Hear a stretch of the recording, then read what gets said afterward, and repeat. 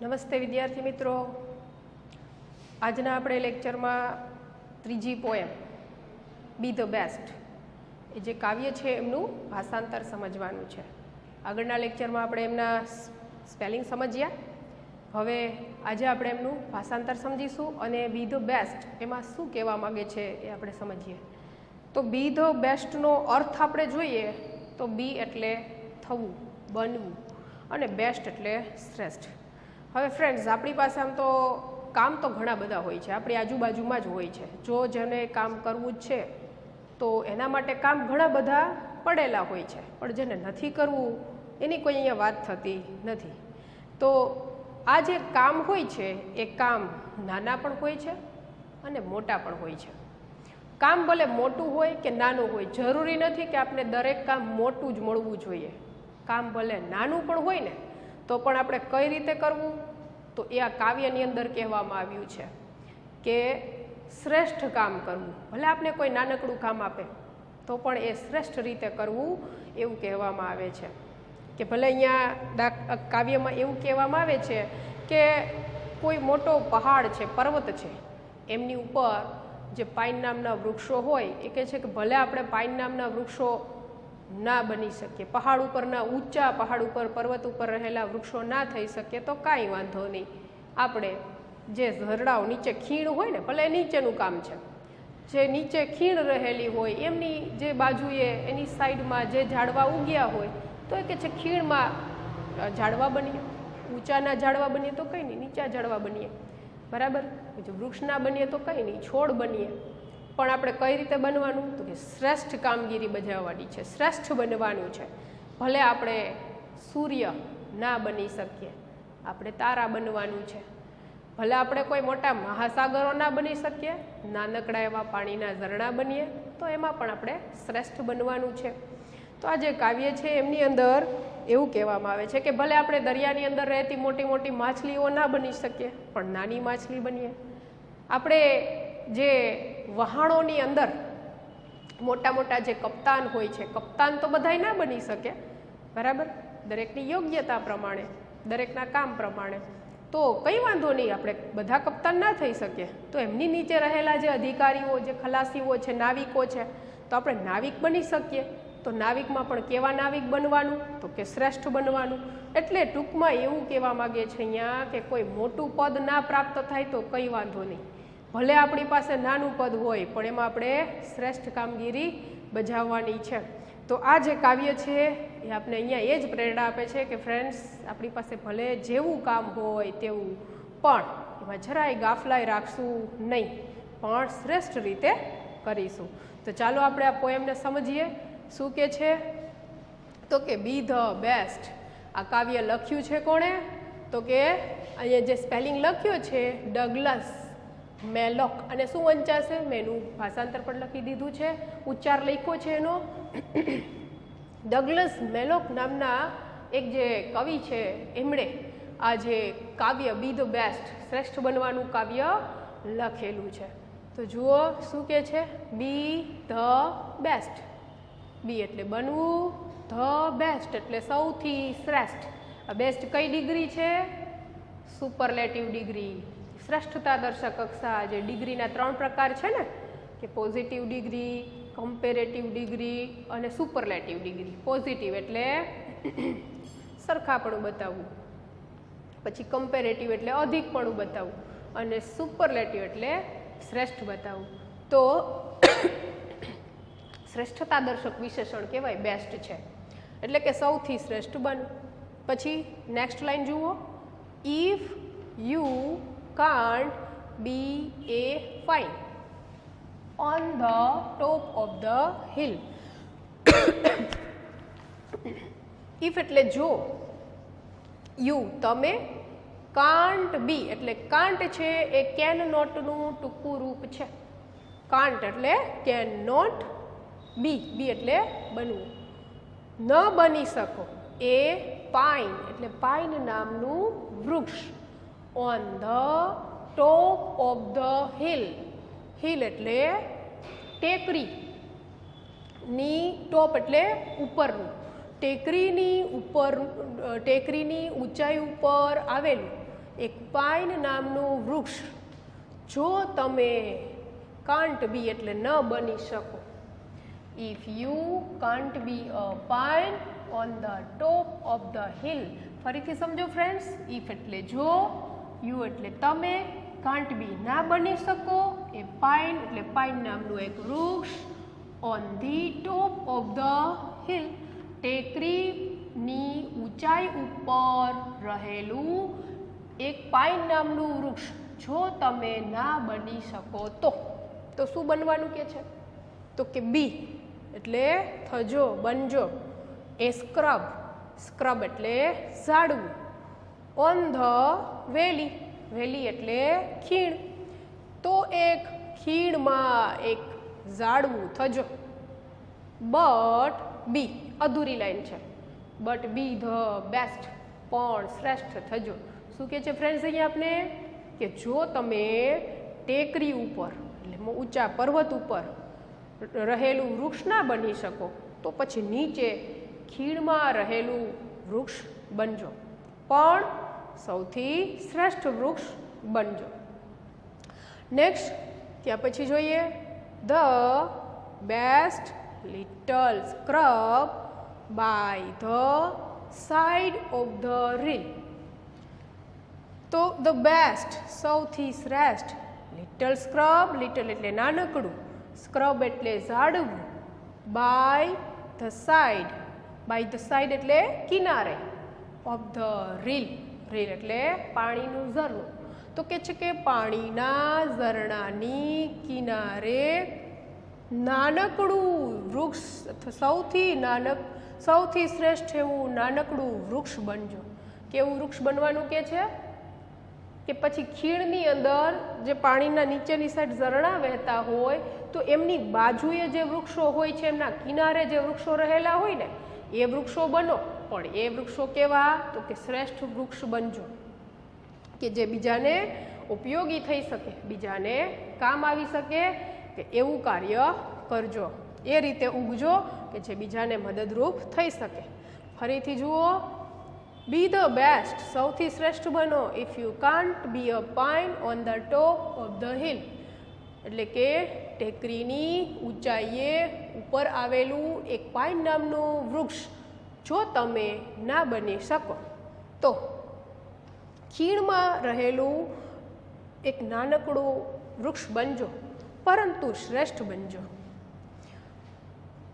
પાણીના ઝરણાને કિનારે રહેલું સૌથી નાનકડું વૃક્ષ બનજો, સૌથી શ્રેષ્ઠ એવું નાનકડું વૃક્ષ બનજો. તો અહીંયા આપણી જે પહેલી સ્ટાન્ઝા છે, નેક્સ્ટ છે હજી એક લાઈન જુઓ, બી એ બુશ. બુશ એટલે શું થાય ફ્રેન્ડ્સ? છોડ. બી અ બુશ, એક છોડ બનો. If you can't be a tree. If એટલે જો, યુ તમે, કાન્ટ બી બની ના શકો, એ ટ્રી એક વૃક્ષ. કે if be a bush, if you can't be a tree. જો તમે એક વૃક્ષ ના બની શકો તો બી અ બુશ, તમે વૃક્ષ પણ ના બની શકો ને તો કંઈની શું બનવાનું છે? એ બી અ બુશ, એક છોડ બનો, નાનકડો એવો એક છોડ બનો. હવે આપણી જે પહેલી જે સ્ટાન્ઝા કાવ્ય પંક્તિ છે અહીંયા પૂરી થઈ છે, બરાબર? આ લાઈન છે ત્યાં પહેલી સ્ટાન્ઝા પૂરી થઈ છે. શું કહે છે? કે તમે ઊંચાઈ ઉપર રહેલું વૃક્ષ ના બનો તો નીચાઈએ રહેલું વૃક્ષ બનો. હવે એમાં પણ એ કહે છે કેવું વૃક્ષ બનો?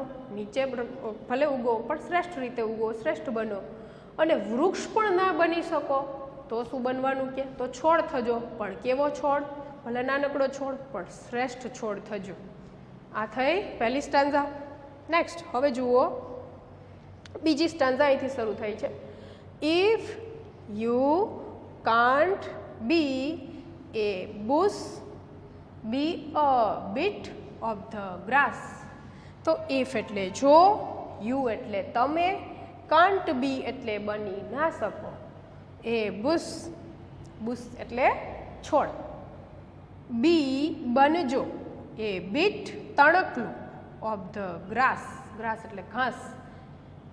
ફરીથી જુઓ શું કહે છે કે if you can't be a bush be a bit of grass, કે જો તમે એક છોડ ના બની શકો. હવે જો શું કહે છે કે છોડ પણ ના બની શકો તો પછી બી અ બીટ ઓફ ગ્રાસ, તો પછી ઘાસનું નાનકડું એક તણખલું બનો. ઘાસનું એક નાનકડું તણખલું બનો. જુઓ કેટલી નાનામાં નાની વસ્તુમાં પણ આપણે શ્રેષ્ઠતા બતાવે છે. જો તમે ઘાસનું એક તણખલું, જો તમે છોડ ના બની શકો તો ઘાસનું એક નાનું તણખલું બનો. એન્ડ અને સમ હાઈવે હેપીયર મેક, એન્ડ અને સમ હાઈવે તો કોઈ રાજમાર્ગ, હાઈવે એટલે રાજમાર્ગ, હેપીયર એટલે સુખદ, મેક બનાવજો. And sum highway happier make, અને કોઈ રાજમાર્ગને સુખદ બનાવજો. જો કેવી સરસ વાત કરવામાં આવી છે કે વૃક્ષ છોડ ના બની શકો તો કંઈ વાંધો નહીં, ભલે તમે રાજમાર્ગ ઉપર રહેલા નાના નાના તણખલા બનો, પણ એ કોઈ રાજમાર્ગને સુખદ બનાવજો, એટલે કે રાજમાર્ગને રળિયામણા સુંદર બનાવજો. કોઈ રાજમાર્ગ રસ્તો હોય અને એમની બાજુમાં જો ઘાસના નાના નાના તણખલા એકદમ લીલોતરી છવાયેલી હોય તો એ રાજમાર્ગને જાણે આપણે કંઈ ડેકોરેટ કર્યો હોય ને, સજાવ્યો હોય ને એવું લાગે. એટલે કે છે એ ઘાસનું તણખલું પણ કેવું બનવાનું છે, કોઈ રાજમાર્ગની આજુબાજુ ઉગજો કે જેથી એ સુંદર રળિયામણો દેખાય. તો શું કહે છે કે જો તમે એક છોડ ના બની શકો તો ઘાસનું એક બીટ એટલે એક તણખલું બનો અને કોઈ રાજમાર્ગને સુખદ બનાવજો. નેક્સ્ટ શું કહે છે કે if you can't be a muskie then just be a bass. If એટલે જો, યુ એટલે તમે, કાન્ટ બી બની ના શકો, એ મસ્કી એટલે મોટી માછલી, ધેન તો પછી જસ્ટ બી અ બાસ, તો પછી એ બાસ એટલે એક નાનકડી માછલી માત્ર બનજો. શું કે છે કે if you can't be a muskie then just be a bass, કે જો તમે એક મોટી માછલી ન બની શકો તો માત્ર એક નાની માછલી બનો. નેક્સ્ટ આગળની લાઈન જુઓ. But the liveliest bass in the lake, પરંતુ લાઇવલીએસ્ટ, અહીંયા પણ પાછી સુપરલેટિવ ડિગ્રી. હવે શ્રેષ્ઠતાની વાત છે એટલે અહીંયા સુપરલેટિવ ડિગ્રીના વિશેષણ વાપરી શકાય. તો લાઇવલીએસ્ટ, લાઈવ એટલે જીવંત, લાઇવલીએસ્ટ એટલે સૌથી વધારે જીવંત, બાસ એટલે નાની સૌથી જીવંત માછલી, ઇન ધ લેક, લેક એટલે તળાવ, તળાવમાં, પરંતુ તળાવમાં સૌથી જીવંત માછલી બનો. નાની માછલી ભલે બનો પણ જીવંત માછલી, જીવંત એટલે કેવી, મૃત્યુ પામેલી કે જીવિત એમ નહીં, જીવંત એટલે ક્રિયાશીલ, કે હંમેશા હરદમ હરતી ફરતી રહેતી હોય, પોતાનું નાનું નાનું કામ કરતી હોય. તો એ કહે છે કે આવી જીવંત માછલી બનો. સાવ પડી રહેતી હોય એવી નહીં, પણ જીવંત હલચલ કરતી હોય એવી જીવંત માછલી બનો, ક્રિયાશીલ માછલી બનો. But the liveliest bass in the lake, પરંતુ તળાવમાં સૌથી જીવંત માછલી બનો. નેક્સ્ટ છે વી કાન્ટ. હવે અહીંયા આપણી જે બીજી સ્ટાન્ઝા છે એ અહીંથી લઈ અને અહીંયા પૂરી થાય છે. ફરી એકવાર એનું ટ્રાન્સલેશન કરી લઈએ પછી આગળ જોઈએ. સીધું ડાયરેક્ટ જુઓ. If you can't be a bush be a bit of grass, કે જો તમે ઘાસનું એક તણખલું, જો તમે એક છોડ ના બની શકો તો ઘાસનું એક તણખલું બનો. છોડ ના બની શકો તો ઘાસનું એક તણકલું બનો. ત્યાર પછી સમ હાઈવે હેપીયર મેક, અને કોઈ રાજમાર્ગને સુખદ રળિયામણો બનાવો. If you can't be a muskie then just be a bass. જો તમે એક મોટી માછલી ના બની શકો તો પછી માત્ર એક નાનકડી માછલી બનો. But the liveliest bass in the lake, પરંતુ તળાવમાં રહેલી સૌથી જીવંત માછલી બનો. તો આપણી સેકન્ડ સ્ટાન્ઝા અહીંયા પૂરી થાય છે. નેક્સ્ટ હવે આપણી થર્ડ સ્ટાન્ઝા સ્ટાર્ટ થાય છે. તો થર્ડમાં જોઈએ, there is something all of us here. તો there is something all of us. all of us એટલે શું થાય? us એટલે આપણા બધા માટે. all of us આપણા બધા માટે. here એટલે અહીં. there is something કંઈક કાર્ય રહેલું છે. તો જેમ અહીંયા જે વૃક્ષની વાત કરી છે, માછલીની વાત કરી છે, એમ અહીંયા આપણા વ્યક્તિઓ માટે પણ વાત કરેલી છે કે આપણા માટે અહીંયા કંઈક ને કંઈક કામ રહેલા જ હોય છે. તો શું કહે છે કે આપણા બધા માટે અહીં કંઈક કાર્ય રહેલું જ હોય છે. there is big work to do. અહીંયા there પછી એપોસ્ટ્રોફી એસ લાગ્યો છે, એને આપણે શું બોલશું? there is. તો there is આની સાથે જોડાયેલું જ છે. બિગ વર્ક મોટું કાર્ય, ટુ ડુ એટલે કરવા માટે, કે કરવા માટે મોટું કાર્ય પણ હોય છે. એન્ડ અને there is lesser. lesser એટલે નાનું, બિગ એટલે મોટું, લેસર એટલે નાનું. ટુ ડુ કે કાર્ય કરવા માટે નાનું કામ પણ હોય છે, કે કાર્ય કરવા માટે કામ મોટું પણ હોય છે અને કાર્ય કરવા માટે નાનું કાર્ય પણ હોય છે. કામ બે પ્રકારના હોય, નાનું હોય ને મોટું હોય. આપણી જેવી કેપેસિટી, આપણે મોટું કામ ના કરી શકતા હોય તો ભલે નાનું કામ કરીએ, પણ એમાં પણ શું કહે છે? ટાઇટલ આપણું બી ધ બેસ્ટ, શ્રેષ્ઠ બનવાનું કહે છે. તો there is big work to do, કરવા માટે મોટું કાર્ય પણ છે, અને there is lesser work to do, કરવા માટે નાનું કાર્ય પણ છે. એન્ડ અને the task you must do is the near. અને ટાસ્ક એટલે કાર્ય, કામ. યુ મસ્ટ તમારે જે કરવાનું છે એ કામ. ઇઝ ધ નિયર કે તમારે જે કામ કરવાનું છે ઇઝ ધ નિયર એ બાજુમાં જ છે, એ આપણી આજુબાજુમાં છે. આપણે જે પણ કામ કરવું હોય આપણી પાસે જ પડેલું હોય છે, પણ જેને કરવું છે એના માટે કામ છે, નથી કરવું એના માટે નથી. તો અહીંયા આપણે ક્રિયાશીલ રહેવાની વાત કરે છે. ફરીથી જોઈએ, અહીંયા આપણી જે સ્ટાન્ઝા નિયર પછી પૂરી થાય છે. તો ફરી એકવાર જોઈએ, we can't all be captains, we have got to be crew. તો અહીંયા શું કહે છે? We can't all be captains. આપણે કાન્ટ એટલે બની ના શકીએ, ઓલ એટલે બધા, આપણે બધા બની ના શકીએ. શું? કેપ્ટન્સ, કપ્તાન. જે વહાણમાં કાર્ય કરતા કપ્તાનો હોય છે, કેપ્ટન્સ હોય છે. તો we have got to be crew. Crew એટલે ખલાસી. તો આપણે ખલાસી બનવાનું હોય છે.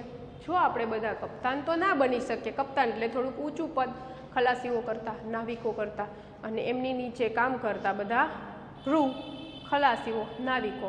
તો કે છે કપ્તાન તો બધા ના બની શકે, પણ આપણે ખલાસી બની શકીએ.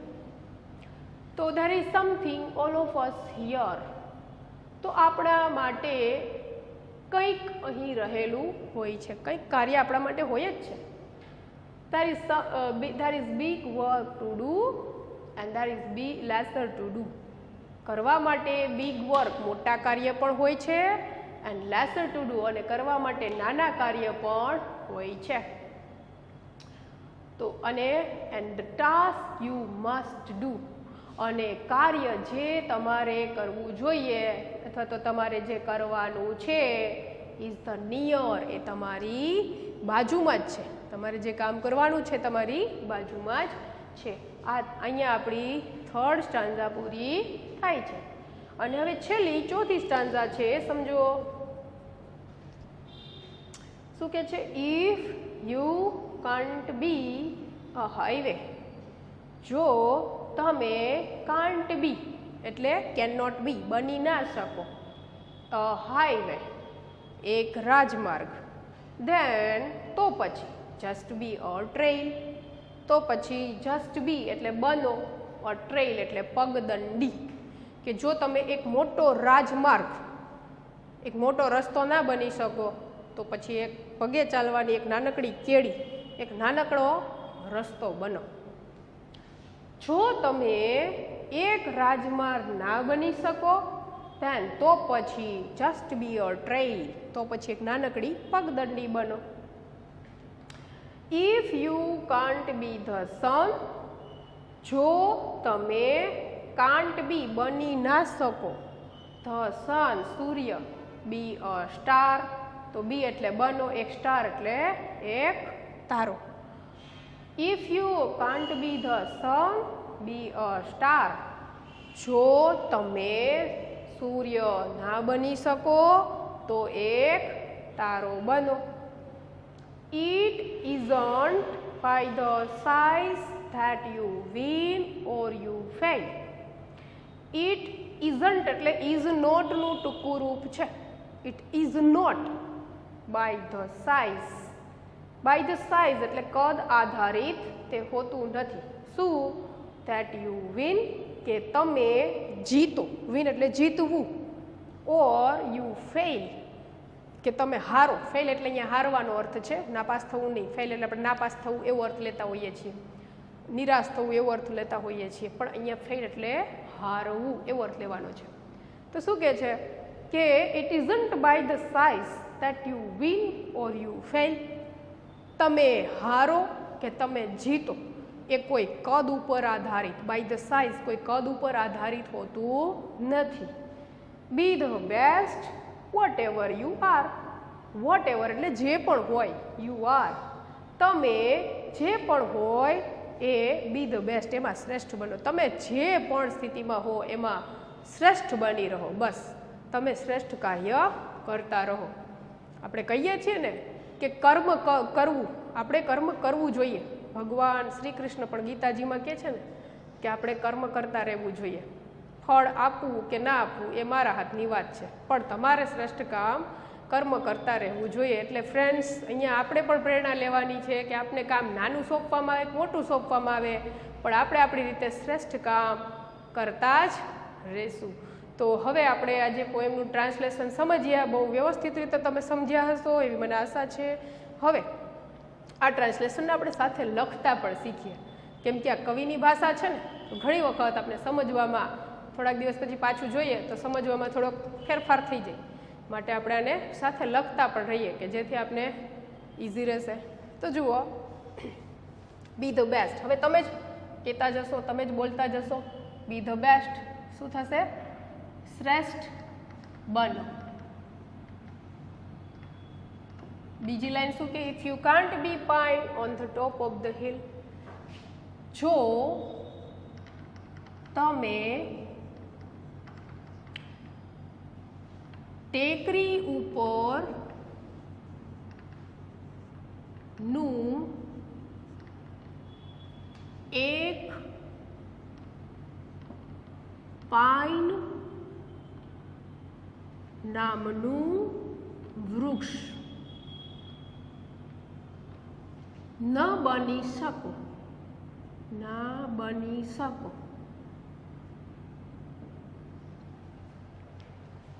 તો ખીણમાં રહેલું વૃક્ષ બનો. તો ખીણમાં રહેલું, તો ખીણમાં રહેલું એક વૃક્ષ બનો.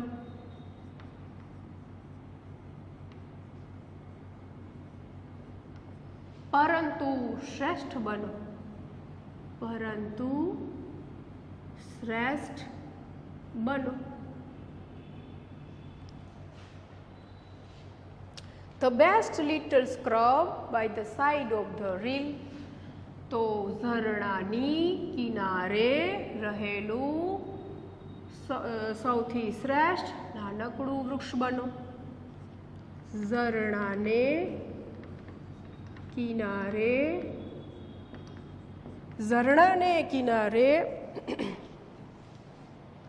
સૌથી શ્રેષ્ઠ ઝાડવું થજો. ઝરણાને કિનારે સૌથી શ્રેષ્ઠ ઝાડવું થજો. Be a bush if you can't be a tree. તો જો તમે એક વૃક્ષ ના બની શકો તો એક નાનકડો છોડ બનો. જો તમે એક વૃક્ષ ના બની શકો તો એક છોડ બનો. જો તમે એક વૃક્ષ ના બની શકો તો એક છોડ બનો. If you can't be a bush, be a bit of grass. જો તમે એક છોડ ના બની શકો, જો તમે એક છોડ, બુશ એટલે છોડ, જો તમે એક છોડ ના બની શકો તો શું બનવાનું છે ફ્રેન્ડ્સ? તો ઘાસનું એક તણખલું બનો. તો ઘાસનું એક તણખલું બનો. And some highway happier make. અને કોઈ રાજમાર્ગ ને સુખદ રળિયામણો બનાવો. If you can't be musky, then just be a bass. જો તમે એક મોટી માછલી ના બની શકો તો એક નાની માછલી બનો. તો ફ્રેન્ડ્સ આપણે અહીંયા સુધી ટ્રાન્સલેશન રાખીએ છીએ. આગળનું ટ્રાન્સલેશન હું તમને નેક્સ્ટ લેક્ચરમાં સમજાવીશ. હોમવર્કની અંદર તમારે મેં તમને કહ્યું છે દરેક લેક્ચરની અંદર એ રીતે તમારે સ્પેલિંગ્સ રફ બુકમાં ત્રણ વાર લખીને પાકા કરવાના અને ફેરબુકની અંદર એકવાર લખી અને એનું ટ્રાન્સલેશન તમારે લખતું જવાનું છે. આગળનો જે ટોપિક છે, આગળનું જે ટ્રાન્સલેશન છે આપણે નેક્સ્ટ લેક્ચરમાં સમજીશું.